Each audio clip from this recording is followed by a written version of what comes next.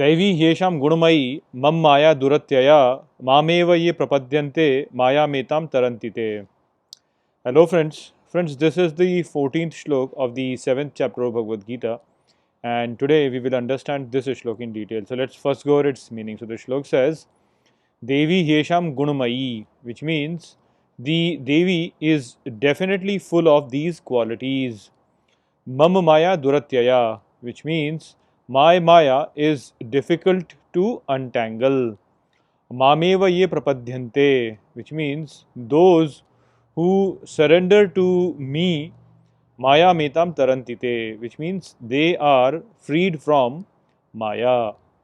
So, in this shlok, Sri Krishna is telling the nature in itself, which is full of qualities to be the Devi, and what he is saying is that my Maya, which is basically this physical world, which is what he is calling Devi, which is Prakriti. So my Maya is very difficult to untangle, and only those people who surrender to me are the ones who are able to go beyond Maya and see my aspect which is beyond Maya, which is the unchanging aspect. So the idea over here basically is that the energy of Sri Krishna, which he uses to create this entire world, that he is calling as the goddess, and he is saying that this is Maya and it's very difficult to untangle it. And if you go into my go and surrender to me and take shelter in me, then you will be able to go beyond it and untangle this Maya. So let's understand why this is the case, that only the people who are able to go beyond Maya are the ones who have surrendered to Sri Krishna.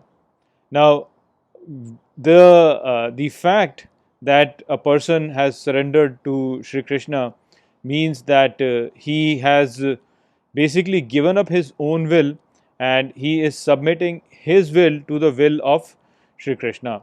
In that sense, what it means is that whatever happens to the person who has submitted to Sri Krishna, whatever he receives in life, he takes that as the prasad of Sri Krishna. All his activities are basically the yajna that he is performing for the his all his actions are basically in order to propagate this yajna which is going on in this universe, and the fruits of those actions, whatever he receives, he accepts them as the prasad of Sri Krishna.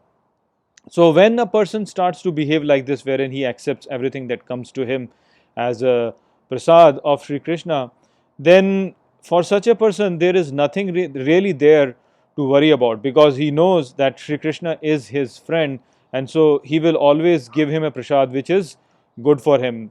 So such a person is not really worried about anything. He accepts everything as it comes to him, and he performs all his actions just as a contribution towards this divine yajna that is going on. So when a person does not really have anything to worry about, then such a person will have a calm mind.